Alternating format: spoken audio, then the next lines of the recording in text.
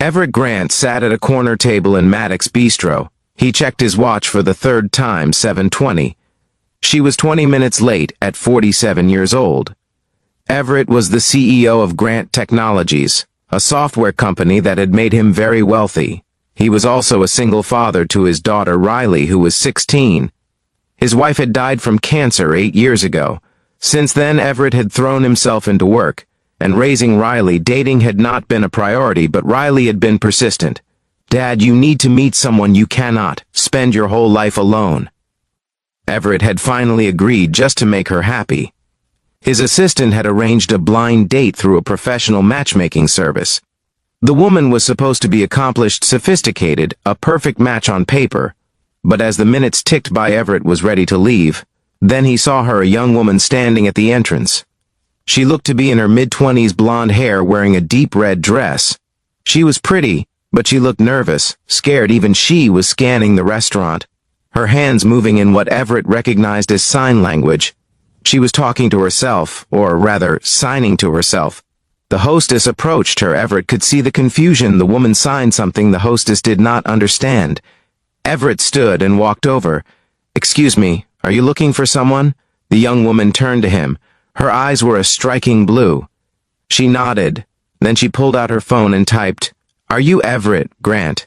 Everett felt confused. "Yes. Are you?" She typed again. "I am Lily.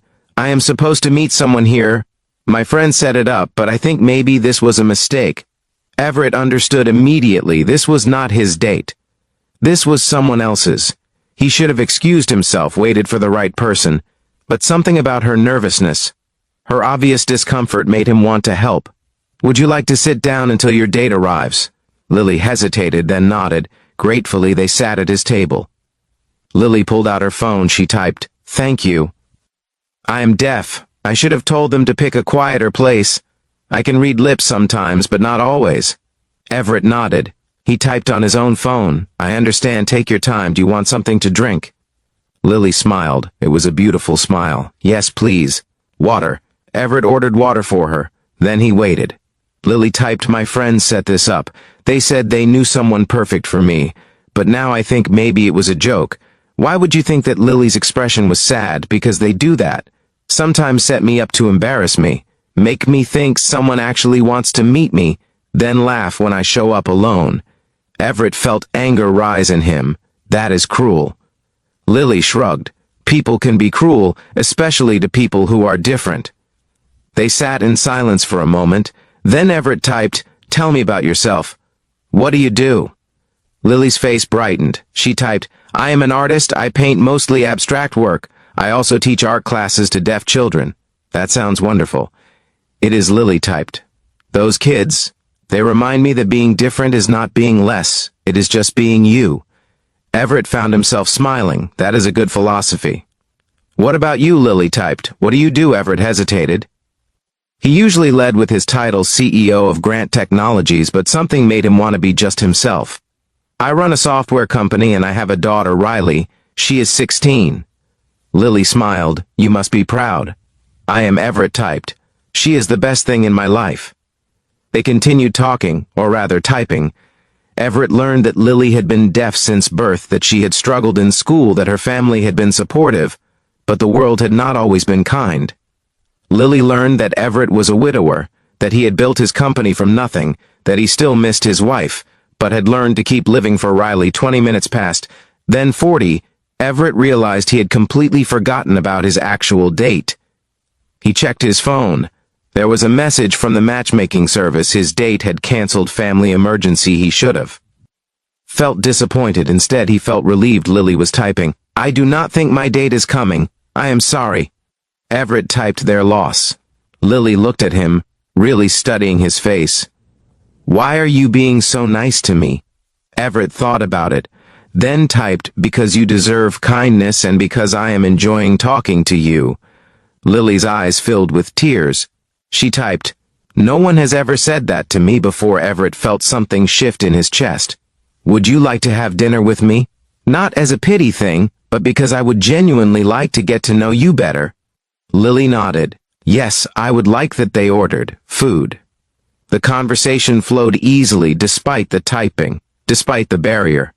Everett found Lily fascinating. She had a perspective on the world that was unique. She noticed things others missed: beauty in silence, connection in gesture, meaning beyond words. Halfway through dinner, Everett noticed something: three young people at a nearby table. They were watching Lily, whispering, laughing. One of them had his phone out recording. Everett felt his jaw tighten. Lily noticed his expression. She turned and saw them. Her face went pale. She typed quickly, "Those are my friends. The ones who set this up. I need to go." She started to stand.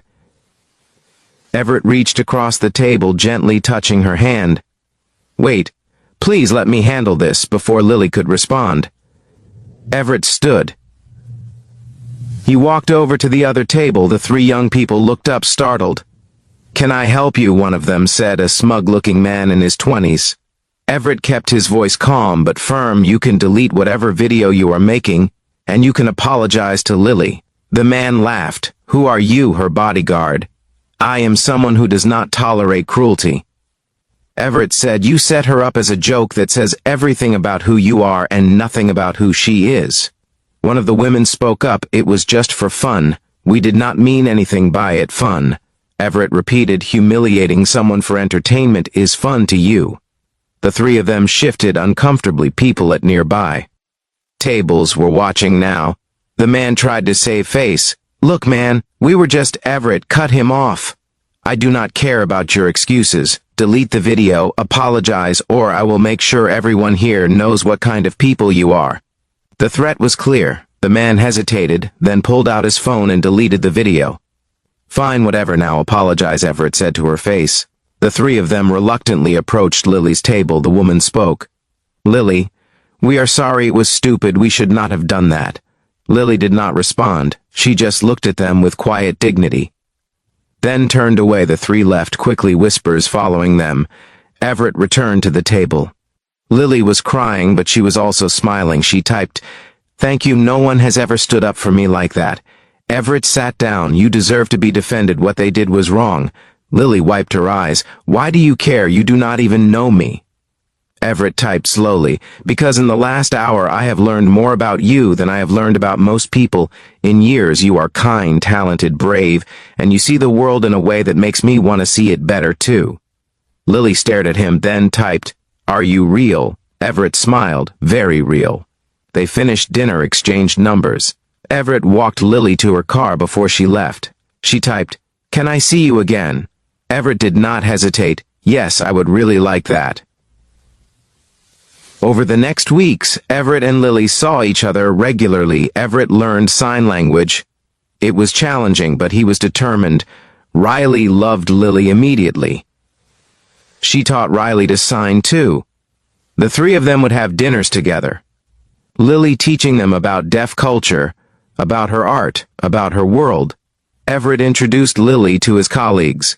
Some were judgmental. "She is so young." One said she is deaf. Another whispered, "Does not that make things difficult?" Everett's response was always the same. "She is brilliant, and what we have is none of your business." 6 months after their first meeting, Everett took Lily to an art gallery. He had arranged a private showing of her work. Lily was stunned. "How did you?" Everett signed, "I believe in you. I want the world to see what you create." The show was a success. Lily sold several pieces. Critics praised her unique vision, her ability to capture emotion without relying on sound. One reviewer wrote, "Lily's work speaks louder than words." A year after they met, Everett proposed. He did it in sign language. Lily cried, then signed back, "Yes, yes, 1,000 times, yes." They married in a small ceremony. Riley was the maid of honor. The ceremony was conducted in both spoken word and sign language, so everyone could participate at the reception. Everett gave a speech, both spoken and signed, a year ago. He said, "I went to a restaurant for a blind date that never showed up. Instead, I met someone. I was not looking for someone who changed my life." Lily has taught me that communication is not about words. It is about connection, that disability is not inability. It is just a different way of experiencing the world, and that love is not about finding someone perfect. It is about finding someone who makes you want to be better. He turned to Lily. You are the best thing that ever happened to me, not despite our differences, but because of them. Lily signed back. Everett had Riley translate for the guests. You saw me when I was invisible. You defended me when I was vulnerable. You loved me when I thought I was unlovable. Thank you for teaching me that I'm enough, exactly as I am. Years later, Everett and Lily started a foundation. It provided resources for deaf children, art programs, educational support technology to help them communicate. Riley joined them after college together. They built something meaningful, something that helped thousands of families. One evening, Everett and Lily sat in their living room. Riley was visiting with her new boyfriend, teaching him sign language. Lily signed to Everett. Do you remember those people, the ones who set me up as a joke? Everett signed back, yes. Why? Lily smiled. I hope they know that their cruelty led to this, that their joke became my greatest blessing. Everett took her hand. Their loss was my gain. Lily leaned against him. They sat in comfortable silence, a silence that was not empty but full of understanding, of connection, of a love that needed no words. Everett thought about that night in the restaurant, about the scared young woman who walked in, about the choice he made to be kind, to see her, to defend her. He had not known then that she would become his wife, his partner, his best friend. But looking back, he understood that the best things in life are often the ones we do not plan. The people who change us are the ones who surprise us, and that sometimes the greatest act of love is simply choosing to see someone really see them, not what the world says they are, but who they truly are. Lily had been set up as a joke by people who saw only her deafness, who thought she was less because she was different, but Everett had seen something else: strength, beauty, worth. And in seeing her, he had found himself.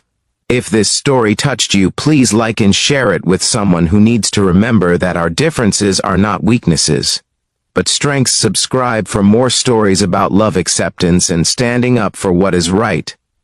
Leave a comment telling us about a time you stood up for someone, or a time someone stood up for you. Every person deserves to be seen, to be valued, to be loved for exactly who they are. Thank you for listening.